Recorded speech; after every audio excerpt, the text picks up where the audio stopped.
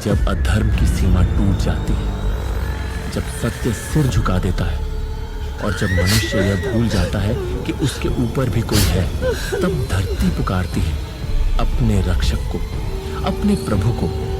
तब अवतरण होता है उस देव का, जिसके चरणों की आहट से स्वयं समय भी कांप उठता है। युगों से चलती आई है एक आशा, वह अंतिम युग जब धर्म और अधर्म के बीच होगा अंतिम महासंग्राम, जहां कलयुग का संहार होगा और सृष्टि का नवजीवन आरंभ।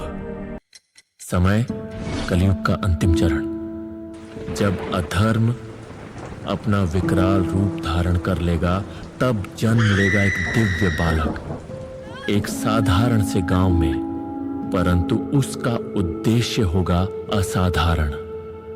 वह आएगा केवल जन्म लेने नहीं, बल्कि अधर्म का अंत करने।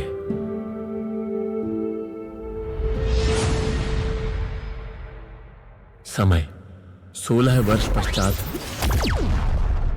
जब भगवान कल के 16 वर्ष के होंगे, तब स्वयं परशुराम जी उनके सम्मुख आएंगे। भगवान विष्णु के छठे अवतार, जो सप्त चिरंजीवियों में से एक है, जिनके हाथों में काल शस्त्र है और जिनके मुख से निकलती है अमर ज्ञान की वाणी। कहा जाता है भगवान कल्कि को शास्त्र और शस्त्र की शिक्षा देने के योग्य पूरे ब्रह्मांड में केवल एक ही गुरु थे, स्वयं परशुराम। परशुराम उन्हें प्रदान करेंगे दिव्य ज्ञान, धनुर्विद्या की गहराई, तलवार की तीव्रता और ब्रह्मास्त्र व पाशुपतास्त्र जैसे महादिव्य अस्त्रों की साक्षात विधि। वे सिखाएंगे शक्ति का सदुपयोग कैसे हो, नीति के तत्व क्या हो और न्याय के लिए समर्पण कैसे किया जाए। यह शिक्षा केवल अस्त्रों की नहीं होगी, यह मार्ग होगा उस अधर्म के संहार का, जो स्त्रियों के सम्मान को प्रतिदिन लांछित करता है, जो मूक जीवों पर अत्याचार करता है और जिसने मनुष्य को राक्षस बना दिया है। और उसी अधर्म का नाम है कली, एक ऐसा नाम जो केवल पाप का प्रतीक नहीं, बल्कि कलियुग के हर छल, हर अन्याय, हर अंधकार का सजीव स्वरूप है। पुराणों के अनुसार जब समय अपनी सीमा खो देगा, तब भगवान कल्कि के साथ खड़े होंगे सप्त चिरंजीवी। प्रथम चिरंजीवी अश्वत्थामा, महाभारत का अमर योद्धा, जिसकी आंखों में होगा शापित क्रोध और जिसके शरीर में अमृता का भार होगा, तो वही बनेगा धर्म का एक अप्रत्याशित शस्त्र। द्वितीय राजा बलि, दैत्य होते हुए भी दान का प्रतिमान, जिसे वामन रूपी विष्णु ने पाताल भेजा, परंतु वह वहां भी धर्म का दीप जलाता रहा। वह लौटेगा और कल्कि के साथ खड़ा होगा धर्म के लिए। विभीषण, लंका के राजा, जिनके भीतर राम का धर्म था, रावण की प्रजा होने के बावजूद। चतुर्थ श्री हनुमान, स्वयं शिव के अंश, भक्ति, शक्ति और विनय का संगम, जिसकी गर्जना से पर्वत डोलते हैं और जिसकी उपस्थिति मात्र से अधर्म थरथराता है। पंचम कृपाचार्य, महाभारत के अमर गुरु, जिनका ज्ञान आज भी समय की सीमाओं से परे है। षष्ठ भगवान परशुराम, विष्णु के छठे अवतार, जिनकी फरसा से सहस्रों बार पृथ्वी पवित्र हुई। सप्तम महर्षि वेद व्यास, वेदों के संकलक, जो युगों से सत्य को शब्द देते आए हैं। वे पुनः प्रकट होंगे धर्म की व्याख्या करने। यही है सप्त चिरंजीवी, जो खड़े होंगे कल्कि के साथ और मिलकर रचेंगे वह धर्म युद्ध, जिसमें पराजित होगा अधर्म स्वयं।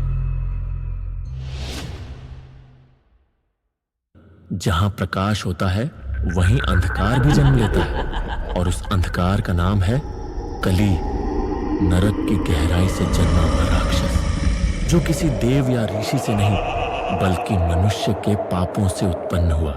लोभ से, हिंसा से, मोह, अहंकार, वासना और छल से। और वह अकेला नहीं है, उसके साथ होंगे उसके दो सेनापति, भृकासुर और उसके पुत्र, कोक और विकोक। आप जानते होंगे शकुनी को, महाभारत का वह षड्यंत्रकारी जिसने द्रौपदी का चीरहरण करवाया और धर्म को जुए में बेच दिया। परंतु क्या आप जानते हो, शकुनी के 2 पुत्र भी थे। एक उलूक जो युद्ध में मारा गया, पर दूसरा बृकासुर अपनी कुटिलता में पिता शकुनी से भी आगे।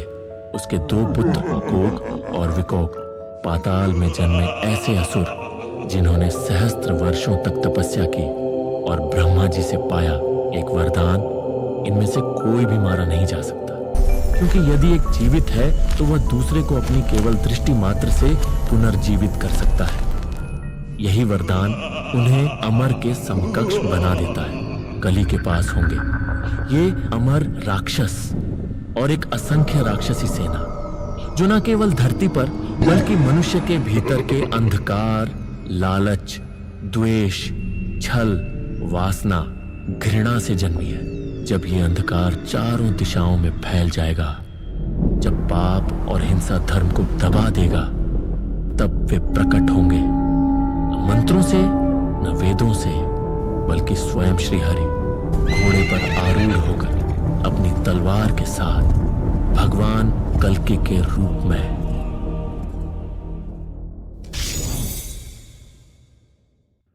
यह कोई साधारण युद्ध नहीं होने वाला। युद्ध एक युग का अंत होगा और एक नए युग के प्रभात की शुरुआत। पुराणों में वर्णित है, कली अपने 2 अमर राक्षसों कोक और विकोक को भेजेगा, जिनका वध असंभव है। और तब भगवान कल्कि को भी स्वयं सृष्टि के रचयिता परम ब्रह्मा से सहायता लेनी पड़ी।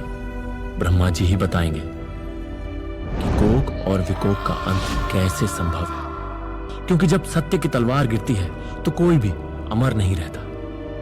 और फिर समक्ष आएगा स्वयं कल्कि, जिसका जन्म भय से हुआ और जिसकी आत्मा पाप, अधर्म और कुकर्मों से बनी।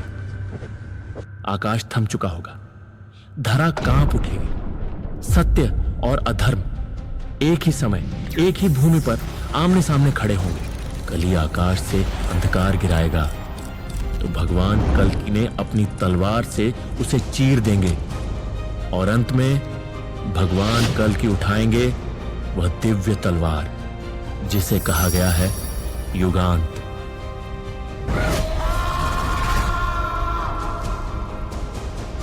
एक ही प्रहार होगा और अधर्म का काल समाप्त हो जाएगा। कली की चीख युगों तक सुनाई देगी। फिर सारा ब्रह्मांड मौन हो जाएगा। वह युद्ध सिर्फ राक्षसों का अंत नहीं होगा, वह युद्ध मानवता का पुनर्जन्म होगा। सत्य की महाविजय होगी और वही होगा कलियुग का संहार। पुराणों में वर्णित है कि श्री हरि कल्कि का विवाह होगा देवी पद्मा से, जो स्वयं मां लक्ष्मी का स्वरूप होंगी। यह विवाह केवल 2 आत्माओं का संगम नहीं होगा, यह होगा सृष्टि और सनातन धर्म के पुनर्मिलन का शुभ क्षण। जब भगवान कल्कि देवी पद्मा का हाथ थामेंगे, तब धरा पर पुनः शांति की वर्षा होगी और धर्म पुनः अपने सिंहासन पर विराजमान होगा। और फिर आरंभ होगा एक नया युग। न कोई छल, न कोई पाप, केवल प्रेम, धर्म और प्रकाश की ध्वनि। यही होगा सत्य युग का पुनर्जन्म। स्मरण रहे, कल्कि अवश्य आएंगे। जब जब मानव अधर्म के समक्ष मौन रहेगा, मनुष्य का पाप, हर चुप्पी उनकी तलवार के प्रकट होने का कारण बनेगी। दोस्तों, अब आपकी बारी है। इस पौराणिक कथा के बारे में आपका क्या विचार है? क्या आप मानते हैं जब अधर्म अपनी सीमा लांघता है तो स्वयं ईश्वर को अवतार लेना पड़ता है? यदि यह दिव्य कथा आपके हृदय को छू गई हो तो कृपया इस वीडियो को लाइक करें